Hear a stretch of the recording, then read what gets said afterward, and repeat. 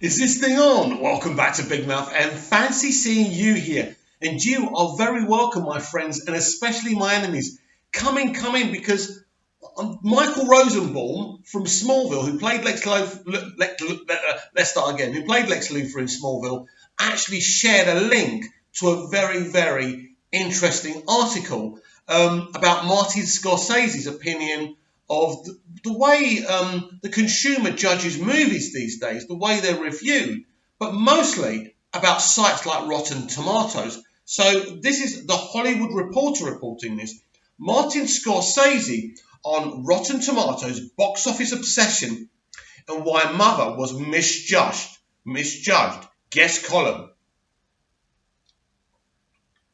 The legendary director is critical of the outsized influence of tomato meter ratings and cinema score grades, adding that good films by real filmmakers aren't made by decoded, consumed, or instantly comprehended. I agree. I have serious doubts that anyone misses the days when they were back in school and getting graded on their work. I could be wrong, but I don't think so. When I graduated from school, I thought to myself, great, no more grades. That was before my first sneak preview. As any filmmaker can tell you, previews are brutal experiences. Sometimes they're truly damaging, as the case of RKO's infamous Panova preview of Orson Welles' The Magnificent Amberson Studio executive used negative audience reactions from that screening as a rationale for butchering Welles' original cut of a picture that is now widely acknowledged as a compromised near masterpiece. Sometimes, when everyone is working tougher, test screenings can help answer some very basic questions. Was this a piece of information clear enough to the audience? Was the timing right with this scene? What is throwing the audience off at the moment, and why isn't it landing? Small, extremely specific issues can be clarified. So what he's saying there, that test screenings for those reasons are valid and a good idea. And then once the movie is made, there are the reviews. Like everyone else, I've received my share of positive and negative reviews. The negative ones obviously aren't much fun, but they come with the territory. However, I will say that in the past, when some critics had problems with one of my pictures, they would generally respond in a thoughtful manner, with actual positions that they felt obliged to argue. Over the past 20 years or so, many things have changed in cinemas. Those changes have occurred at every level, from the way movies are made to the way they're seen and discussed. Many of these changes have had an upside and a downside. For instance, digital technology has made it possible for young people to make movies in an immediate way with complete independence. On the other hand, the disappearance of 35mm projection from the majority of first-run theatres is a real loss. I absolutely agree with Martin about that.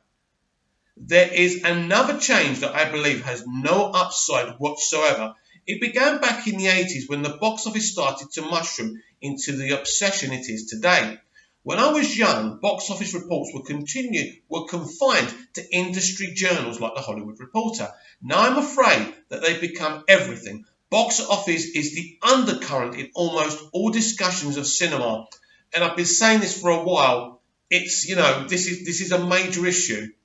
And frequently it's more than just an undercurrent. The brutal judgmentalism that has made opening weekend grosses into a bloodthirsty spectator sport seems to have encouraged an even more brutal approach to film reviewing. I'm talking about market research firms like CinemaScore, which started in the late 70s, and online aggregators like Rotten Tomatoes. Yeah, I thought you'd get round to this, which have absolutely nothing to do with real film criticism. He's right again. They rate a picture the way you'd rate a horse at the racetrack, a restaurant in a Zaggert's Guide, or a household appliance in a Consumer Report. They have everything to do with the movie business and absolutely nothing to do with either the creation or the intelligent viewing of film. Again, I agree. The filmmaker is reduced to a content manufacturer and the viewer to an unadvantageous consumer. I think I read that last one a bit wrong, but anyway. These firms and aggregators have set tone that is hostile to serious filmmakers. Even the actual name Rotten Tomatoes is insulting, I agree again. And as film criticism written by passionately engaged people with actual knowledge of film history has gradually faded from the scene. Yes, what he's saying here, that the modern day critics actually are not very knowledgeable in film history and actually have got no kind of knowledge of film itself. It seems like there are more and more voices out there engaged in pure judgmentalism. People who seem to take pleasure in seeing films and filmmakers rejected, dismissed, in some cases ripped to shreds. Agreed again. Not unlike the increasingly desperate and bloodthirsty crowd near the end of Darren Aronofsky's Mother. Now, Darren's an actual filmmaker I've got a lot of respect for, by the way.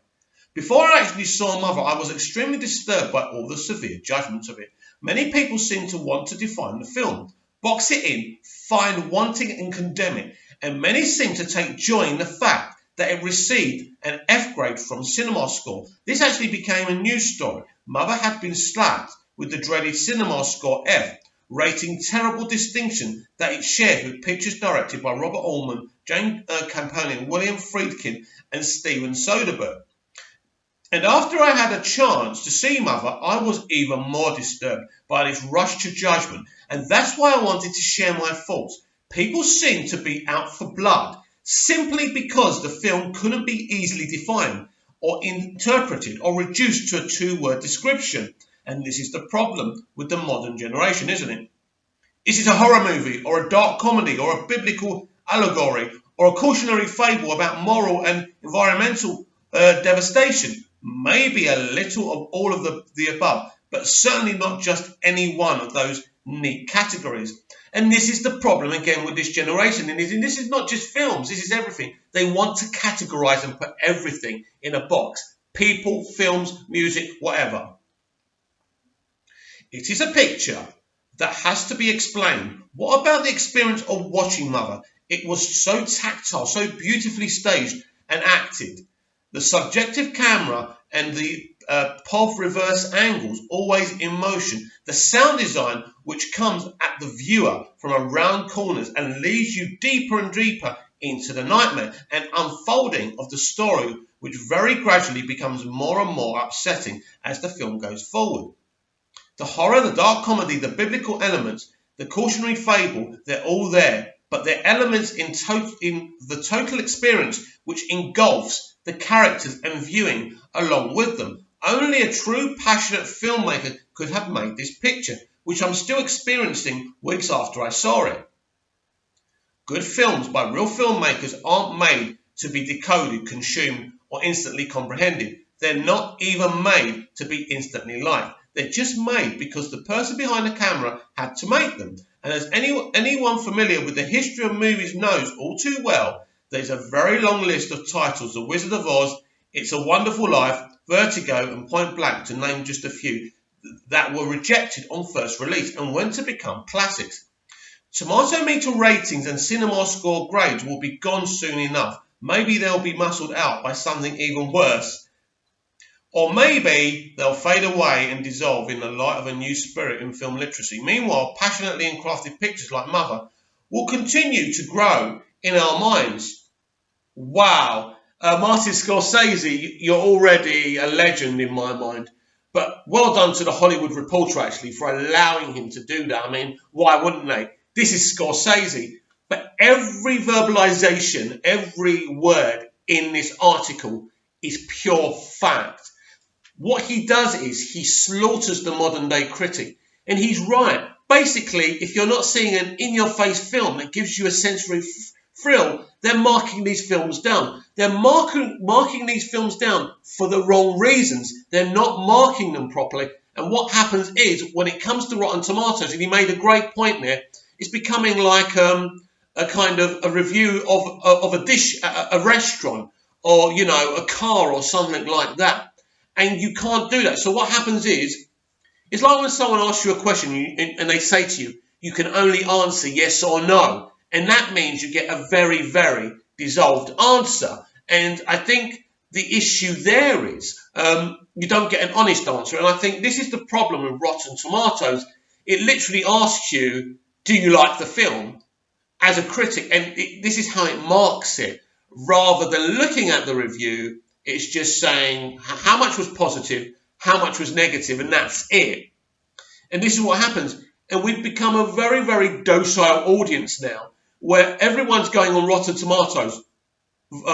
Verified rotten. I'm not watching that. That's crap. Verified fresh. Oh, Rotten Tomatoes have verified it fresh.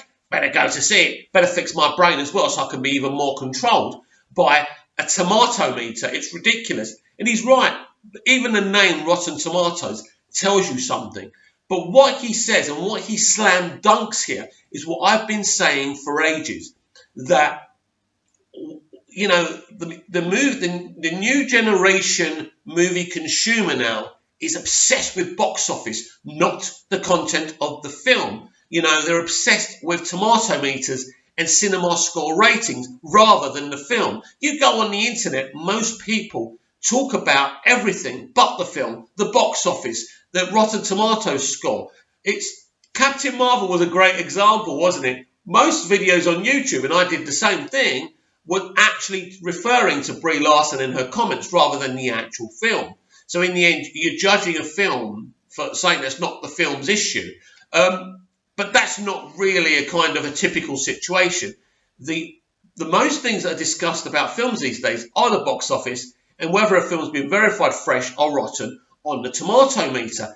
And it's ridiculous. So this is why most of the films we get here now are run-of-the-mill kind of generic movies, aka the MCU, which you forget about as soon as you start watching it. And it hurts the viewing experience, and it hurts the range of movies we're getting in the cinema because we're just getting one type of movie. I'll give you a great example of what happened with the DCEU, Man of Steel, Batman v Superman. These were very, very deep and gritty movies, but because of how films are reviewed now, because of the tomato meter, and because of the success of the MCU, those films were deemed to be bad without actually judging the content of the film. So I tell you what, I really enjoyed reading that article to you, and I will see you in the next video. Like, share and subscribe, please.